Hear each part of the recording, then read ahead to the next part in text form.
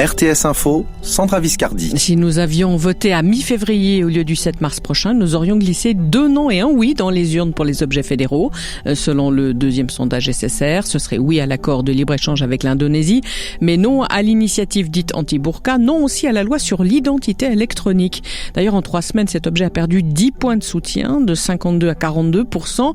Une baisse inhabituelle alors que le gouvernement et le Parlement soutiennent le projet. Martina Mousson, politologue à l'Institut GFS Berne. Apparemment, il s'est passé quelque chose pendant la campagne qui est pas typique pour un projet de loi qui vient du Parlement ou du Conseil fédéral. Il y a un scepticisme qui grandit dans la population. Il semble qu'on ne voit pas vraiment l'utilité de cette carte d'identité électronique. Mais on a des forts doutes concernant la sécurité et concernant ces données dans les mains des privés. Martina Mousson avec Camille de Goth. C'est donc l'Institut GFS Berne qui a réalisé ce sondage entre le 10 et le 18 février. Marge d'erreur plus ou moins 2,8%. Les restaurateurs et certains cantons seront-ils écoutés par le Conseil fédéral qui doit décider s'il maintient la ligne annoncée la semaine dernière, à savoir une ouverture des terrasses uniquement le 1er avril? Eh bien, on devrait le savoir cet après-midi, après la séance du gouvernement.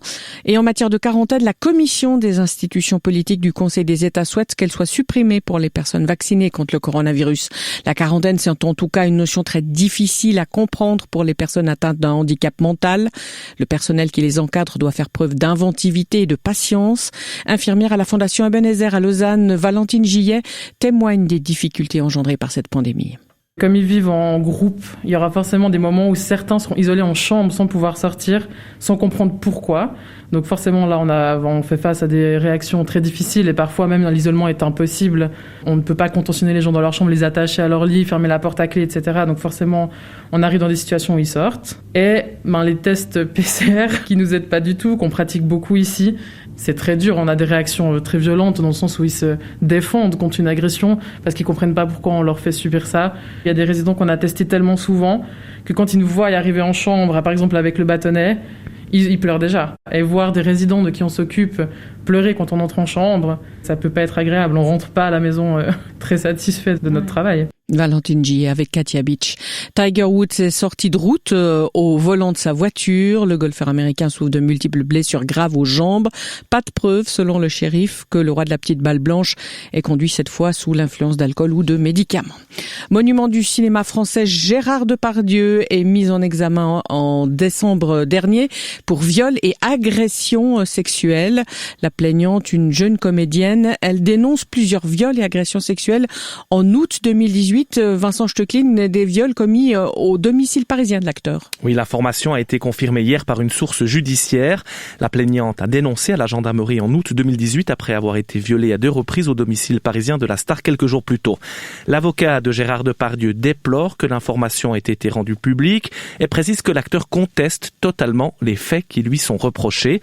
Selon une source proche du dossier, Gérard Depardieu serait un ami de la famille de la plaignante. Cette affaire n'est en réalité pas nouvelle. En juin 2019, la justice française avait classé sans suite la plainte de la jeune femme après 9 mois d'enquête préliminaire. La justice avait alors estimé que les nombreuses investigations réalisées n'avaient pas permis de caractériser les infractions dénoncées. Mais la plaignante a obtenu l'été dernier la reprise de l'enquête avec une nouvelle plainte, ce qui a donc relancé l'affaire et la saisie d'une nouvelle juge d'instruction qui, elle, estime qu'il existe des indices graves et concordants. L'avocate de la plaignante n'a fait aucun commentaire et a demandé que l'intimité et la vie privée de la jeune femme soient préservées. Merci Vincent Stöcklin. Comptabiliser 10 millions de vues sur YouTube avec une vidéo rappelant l'importance des gestes barrières. C'est le défi lancé par Emmanuel Macron à 2 YouTubers, McFly et Carlito. Défi réussi ce matin avec près de 11 millions de vues.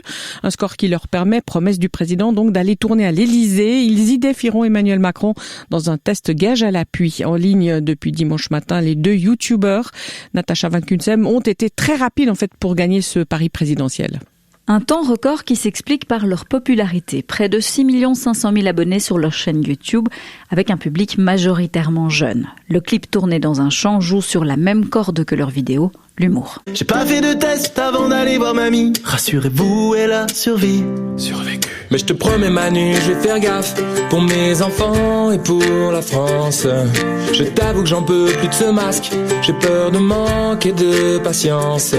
C'est un autre défi qui attend maintenant le président français car il s'est engagé à jouer avec les deux youtubeurs. Faites une vidéo pour réexpliquer ces gestes et si vous avez 10 millions de vues, vous venez tourner à l'Elysée. Seulement si, à la fin, avec Emmanuel Macron, on fait un concours d'anecdotes. Alors, si oui, Emmanuel Macron est OK pour un concours d'anecdotes. Nous acceptons.